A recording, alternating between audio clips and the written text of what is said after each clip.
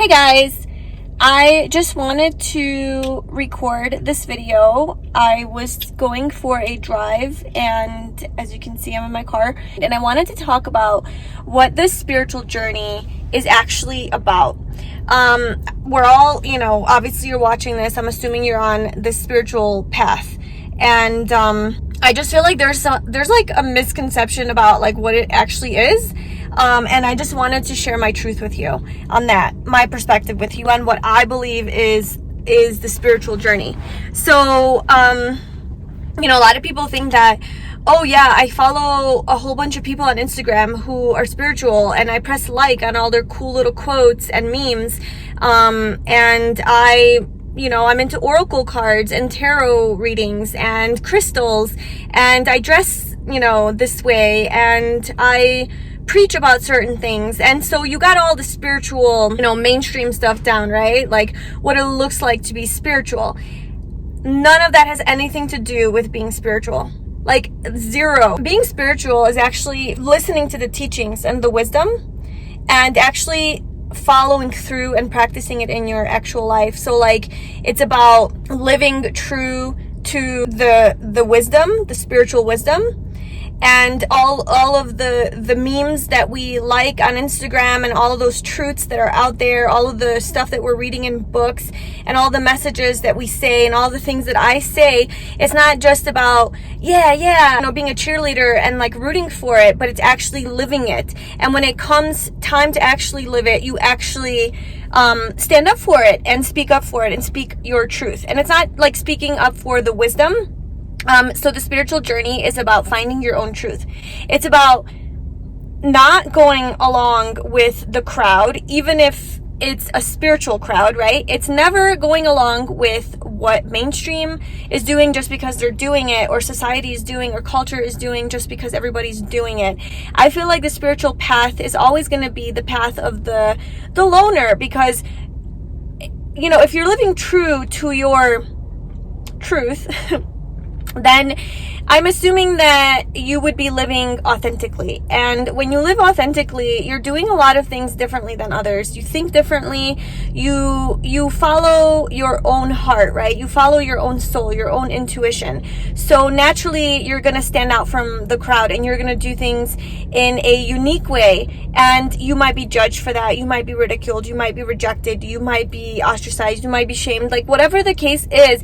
But when it comes time to like stand up for your truth, you actually do, despite it going against the norm, the crowd, or maybe you would be getting judged or whatever.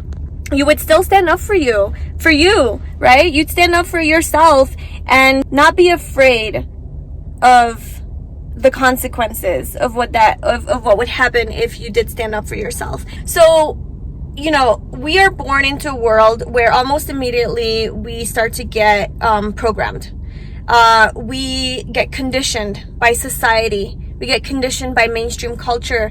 We get conditioned by TV, media, what we see, on TV and what we see around us, how society functions. We get brainwashed and programmed by all of that information. We get conditioned by our parents, who have also gotten conditioned by our culture. So basically living in this world is a whole big conditioning, right? So like we're all constantly being fed information to make us be a certain way, to make us behave a certain way. And a lot of our beliefs come from this programming that we have undergone. And the whole spiritual journey is to question that programming. It's to question all of the beliefs that you have grown up with. It's to question what you believe. What is it that you believe, and why do you believe it? And how do you think? How do you think, and why do you think that way? And also, it's about questioning everything. It's about questioning yourself, and it's also about questioning society and why they believe what they believe, and what is actually true and what is right and what resonates with you on a true soul level, on a truth level. Like what resonates with your soul, This is why it's so important, I think, to like read spiritual texts and to meditate, to get deeper into who you truly are through those avenues, because it really helps you get in touch with that deeper part of you that really helps you wake up to how much you have believed about life, about yourself, about the world that isn't actually true. And then you see clearly how much we have been programmed and brainwashed throughout our lives, and you just start to see everything clearly. And I think that living spiritually and living in this, being on the spiritual path, is always searching for the truth. And it's never settling at any one idea or belief or mindset, right? Or perspective. It's never settling. It's always being open. It's always being open to new information, to new ways of thinking, to new truths, because there's no limit to the depths of who you are. There's no limit to the truth. We're humans, we're limited. We are in this physical world very, very limited by our minds and our physical bodies and our physical existence. It is very limiting to live in this world. And so there's always walls to break through. There's always limits to push past.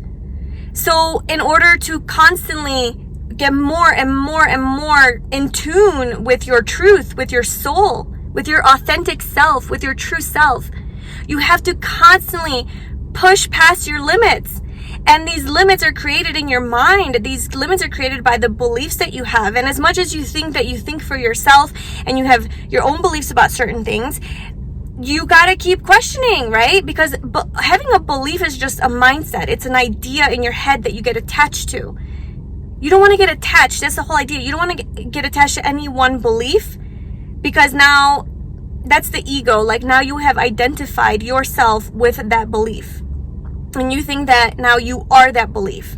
And that everything you do comes from that one belief. So if you're living, attached to all of your beliefs, no matter how spiritual they are, then you're still not going to be open to maybe more spiritual truths that are going to come along the way. So the whole idea with spiritual living is, like, these are the main points. Okay, being spiritual is a deep dive into your true self. It is a journey. It is a deep, deep journey, transformative journey. To constantly question yourself, to constantly question your beliefs, and to constantly go deeper into your truth, even if it hurts, even if it's hard, even if it's painful. It's going to be painful, but it's a commitment to that journey. And it's also, so it's a constant questioning, right? And the other part is to be constantly open, is to stay open. Keep your mind open, keep your heart open to new information, to new ideas, to new ways of being, to new ways of doing things. Don't get so attached to any one thing. Everything is temporary. Everything, we evolve. We are constantly evolving every single day. We are learning and growing and changing. You can't expect yourself to have the same beliefs that you had a year ago.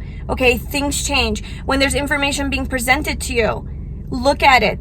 Don't just deny it. Don't just say, nope, don't believe that. That doesn't align with my beliefs. Next. Why? See it for what it is. Be open to it. Don't just shut it down. And then make up your own mind based on what feels true to you. The truth resonates at a really deep level. So whenever you hear the truth, whenever you read something that is true, the way you know that it's true is that it resonates with you on a deep intuitive level. Like you can't really explain it, you can't identify it exactly, you can't prove it. It's just a feeling. It's like it's just something that resonates with you, and you just know it. You know it's true. You just know it. You have to trust that feeling. But in order to get to that place of trusting that feeling, you have to actually be open to new things, because if you're not open to new things, then you're never going to actually know if it feels true for you or not. So I would say that's the most important. And then also to just follow through. Like all of the things that you believe in that do resonate with you on that level, constantly being open to changing those beliefs. But obviously you're going to have beliefs, and that's fine. But like, to stay true to that journey and those beliefs, like let's say you believe in constant growth and transformation, and you believe that we are spiritual beings, and that there's no limit to anything, and that miracles do exist and that we can control what happens through our minds and our thoughts and our feelings and our intentions, and we can manifest. And if you believe in all of that, then when it actually comes time to apply that belief, that truth to a situation, to actually do it, right? So don't just stand back and be a victim, be powerless. Use your power. Okay, that's what this journey is about. It's to get in touch with your true, authentic self, your true power. Get in touch with how amazingly powerful you are. Okay, you are not a puppet. You are not a robot. You are none of those things in society. Okay, you are an empowered being with all of the force within you that you need to create positive change in this world. And I think this message needs to be heard right now in this time, because the world has gone to shit. What is happening? And we need to own our power. You know, the spiritual journey is about doing the work, and it's about facing your shit, and it's about facing your demons and your truth and your darkness, and feeling the pain of growth, feeling the pain of transformation. It's about awakening. It's about no longer being asleep in this world, operating like we're all programmed to operate. It's about thinking for yourself and being true to your authentic self. You know, that is what this spiritual journey is about, I believe. And I know it's scary, and I know that we get scared, and we kind of like want to be normal, and we want to go with the crowd, and we want to be accepted by society and by other people, and we don't want to stand out. Like we don't want that. I understand how hard it is, trust me. Been there many times. It's not the best place. It's not the most fun place to be, but that is where the biggest growth and transformation happens.